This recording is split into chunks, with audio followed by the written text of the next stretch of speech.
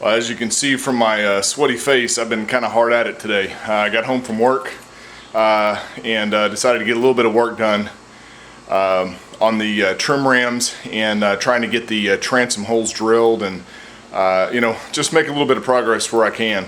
The idea is to get the engine hoist pretty quickly, so that way we can test the mounting of the engine. But I got to get the transom or the gimbal assembly put on first and get it proper and get it sealed and all that kind of good stuff. So I ordered new gimbal bolts or studs from my MarineMax store up in here in Louisville.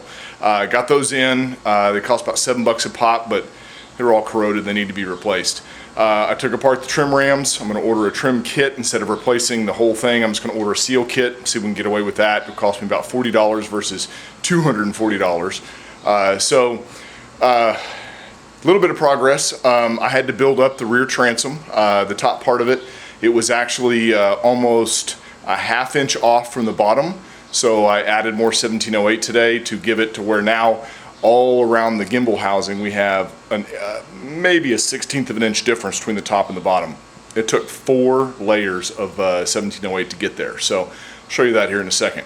But I'll show you the nifty little tool that I have for drilling the holes in the transom. And what those are is where the gimbal mounts, and they have to be perpendicular to the transom. That means that your holes have to be perfectly straight through it, otherwise this thing will not line up and will not mount properly.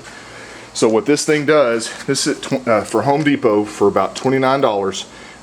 This little deal allows you to mount your drill in here and get it nice and perpendicular. Now I'm using a 9/16 inch paddle bit.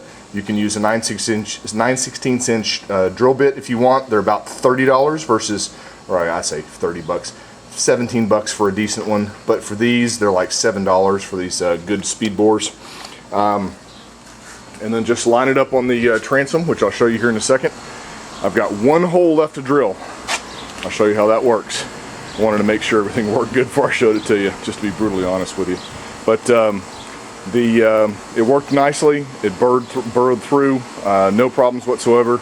It is hard drilling through that fiberglass, man, though. That resin, that peanut butter that got in those holes, it's a real pain in the butt. So let's hop in here. Oh look, that's the outdrive. It's drying. It's still not completely hard, but this enamel takes a few days to completely harden up. So I've had to sit out here in the sun, and I got to get it inside soon because there's a little summer storm rolling in here. So it's baking a little bit, and I don't need it for a couple of days, so we'll be okay. All right, so let me show you what I had to do inside here.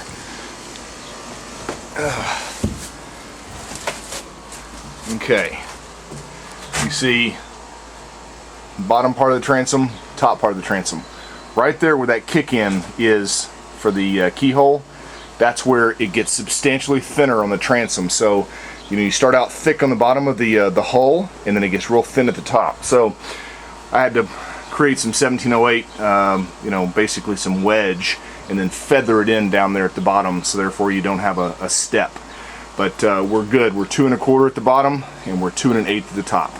I could put another piece on there, but you know what? It's close. So what I'm going to do is I'm going to show you how I drill the holes. I actually drill in from the outside till it just pokes through. You can see it right here, and then you come on the inside and drill it back. That way you don't end up like I did down here with a bunch of fraying.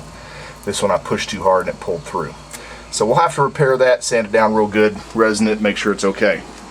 Once you drill these holes, you got to take a pipe cleaner, which I like to do, and then mix up some resin, dip your pipe cleaner in it, and run it through those holes. Let the resin soak into the holes.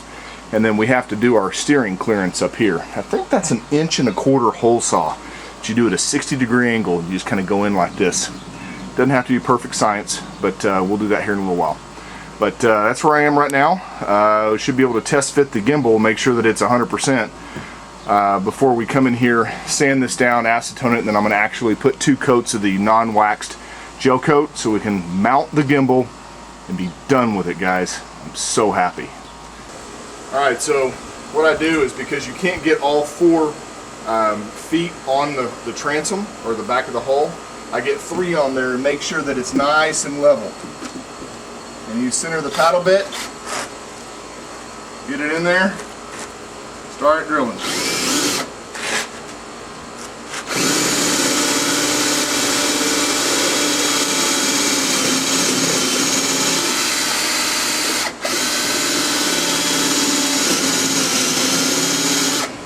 You want to check when you poke through the other side. We're good so far.